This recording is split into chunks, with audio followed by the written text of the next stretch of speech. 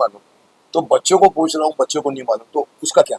फिर मुझे जवाब देना पड़ेगा बच्चों उसका जवाब आपको देना पड़ेगा, पहले मैं आपको बता दूंगा। को। तो मुझे पूछ रहा हूँ, पर ठीक है, मतलब आगे जाकर फिर उल्टा हो जाएगा कि बिल्कुल बताओ कौन थे वो, मुझे पता है तुम नहीं बता पाओगे, चलो मैं बताता हूँ, तो ये रहेगा। बिल्कुल गुड। और तो ये बनना चाहिए इस तरह से गाने के लिए। बिल्कुल सर, ऐसे जितने भी माध्यम होते हैं प्रयास करने के, हम लोग वो सारे माध्यम प्रयास कर रहे हैं। मुकेश खन्ना जी नाम का एक फेम जय हिंद अभियान में जुड़ा है। सारे स्वतंत्रता संग्राम सेनानी भी ये सोच के खुश हो रहे होंगे कि बॉलीवुड से कोई तो अभिनेता है जो आजादी के बाद भी हम लोगों को याद करने के लिए इन लोगों के साथ में लगा हुआ है। बाकी और लोगों के पास समय नहीं है। हम लोगों ने कई लोगों को अप्रोच किया, लेकिन हर जगह यही प्रयास किया गया कि हमको क्या मिलेगा। मैं किसी का नाम नहीं लेना चाहता, लेकिन सबने यही कहा कि भाई हम अभिनेता हैं, तो हम अभिनय करने का पैसा लेते हैं, तो हमको क्या मिलेगा बदले में। तो मैंने बोला कि हम क्या दे सकते हैं, हम कोई प्रोड्यूसर तो है नहीं, कोई उद्योगपति तो है नहीं, हम क्या दे सकते हैं। मुझे लगता है स्वतंत्रता सेनानियों ने सिर्फ मुझे आजाद करवाने के लिए जान नहीं दी थी। आप अभिनेता हैं या नेता हैं, आपको भी आजाद करवाने के लिए उन्होंने अपनी जानें दी थी ना। 23 साल 19 साल के खुदीराम बोस, 23 साल के भगत सिंह, 23 साल के चंद्रशेखर आजाद, नेताजी सुभाष चंद्र बोस, जिनकी मिस्ट्री आज भी बनी हुई है, उनके वंशज हमारे साथ में है। सबसे बढ़िया चीज आपको बताऊं, हमारे इस अभियान में जिसमें मुकेश जी हमारे मार्गदर्शक हैं, स्वतंत्रता सेनानियों के सभी वंशज हमारे साथ में हैं। शहीद भगत सिंह के भतीजे हमारी टीम में हैं, मंगल पांडे जी के पौत्र रघुनाथ पांडे जी हमारे साथ में हैं, सावरकर जी की सगी पोती सावरकर सगी जी की पोती पोती। श्रीमती अशीलता जी, उनका इंटरव्यू भी लिया मैं। यस, वो हमारे साथ में है। राजगुरु के पौत्र हमारे साथ में हैं, झांसी की रानी लक्ष्मीबाई के वर्तमान वंशज हमारे साथ में हैं। तो हम एक जड़ से लड़ रहे हैं कि लगभग लगभग ये नाम सबको पता चल जाए। कमर्शियल एंगल बिल्कुल नहीं है, ये हिट हो इसलिए चाहते हैं कि लोग जाने, हम इससे कमा लें, ये उद्देश्य नहीं है, पर लोग ये जान जाए। मेरा सवाल है, ये आप हम बता रहे हैं बच्चों को या लोगों को बता रहे हैं, लोगों को पता चल रहा है, इससे क्या? इससे पता ये चलेगा सर कि जब 8 साल 10 साल के बच्चे में ये पता चलेगा कि 23 साल का चंद्रशेखर आजाद, जिनके ऊपर ब्रिटानिया हुकूमत ने 27 वारंट जारी की थी, अंत समय में जब आजाद जी को घेरा गया था तो 80 पुलिस वालों ने घेरा था, और वो अकेला आदमी 32 मिनट तक उन लोगों से लड़ा था, बाकी लोग सशस्त्र थे।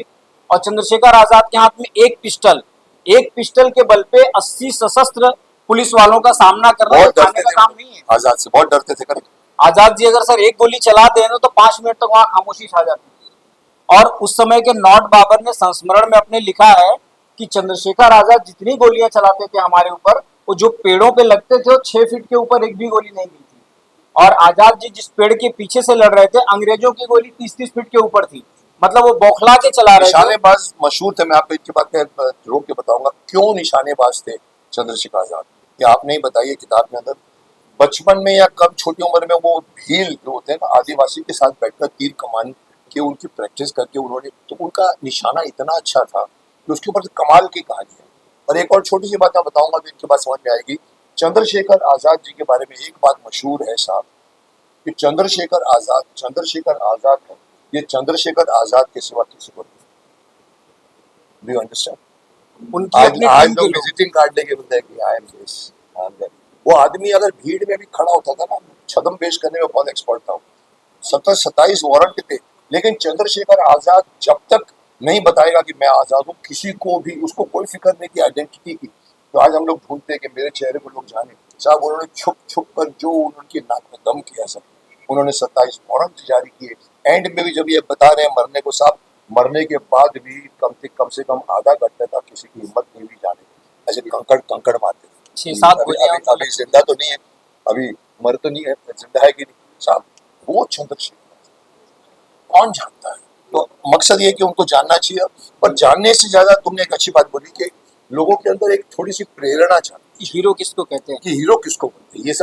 ये सब हमारे आजकल के जो पठान और दुनिया भर के सब जो फिल्में बनाते हैं वो हीरो हैं। माफ करना, हीरो सही मायने में, शक्तिमान सब सही मायने में हीरो हम नहीं, शक्तिमान हम नहीं, शक्तिमान हीरो। अब हमारे हीरोज में सर उस धर्म का कोई आड़ नहीं है। तुर्रम खान भी हमारे हीरो है, अशफाक उल्लाह खान हमारे हीरो है। सवाल ये उठता है कि जिनका हेरोइक कैरेक्टर था उनको आप दिखाओ तो सही, बनाओ फिल्में, लोगों के सामने लाओ तो सही। पंडित राम प्रसाद बिस्मिल, अशफाक उल्लाह खान एक साथ थाली में खाते पीते थे बैठ के। हिंदू मुस्लिम कहाँ थी वहां पे हिंदू मुस्लिम की वैमनस्यता। आप ये टीम में ही देखिए, इनायत भाई, नासिर भाई, खन्ना जी, त्रिपाठी, बंसल, आपको पूरा हिंदुस्तान दिख रहा होगा इस स्टेज पे, और हमारे में आपस में खूब पड़ती है। हमें कोई वैमनस्यता नहीं है कि बाहर किस तरह की बातें धर्म को लेकर की जाती है। यही संदेश लोगों में भी जाना चाहिए कि भाई भारत विभिन्नताओं से भरा देश है। सभी धर्म के लोगों ने इस देश को स्वतंत्र कराने के लिए अपनी जानें दी हैं।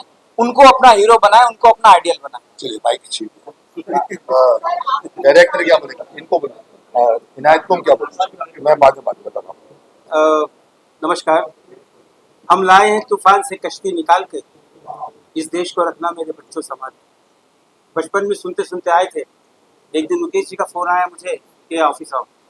मैं ऑफिस गया क्योंकि मुकेश जी की इससे पहले जो फिल्म थी, अपने जो सीरियल था हमारा आर्यमान, उसको मैंने as a episode director shoot किया था।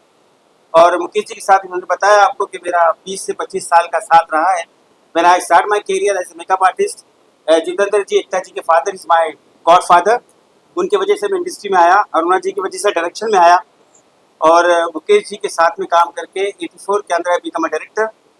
तो जब मैंने मुकेश जी ने कहा कि ये आप गाना देखो, सुनो, और इसको अभी आपको पिक्चराइज करने का सोचो, फिर हमने सारी टीम के साथ में, उस टीम के अंदर नासिर भाई, सुमित, नवीन, विक्की और दीपक जी, भैया, हम सारे लोगों ने मिलकर डिस्कस किया, और फिर हमने सोचा कि इसको इस तरह बनाना चाहिए। हम हर चीज़ ले जाके मुकेश जी के पास जाते थे कि मुकेश जी ऐसा करेंगे। बच्चे बिल्कुल अनजान, बच्चे कोई भी एक्टर नहीं है, स्कूल के बच्चे थे, उनको लिया हमने, और कोई रेसल वेसल भी नहीं हुई।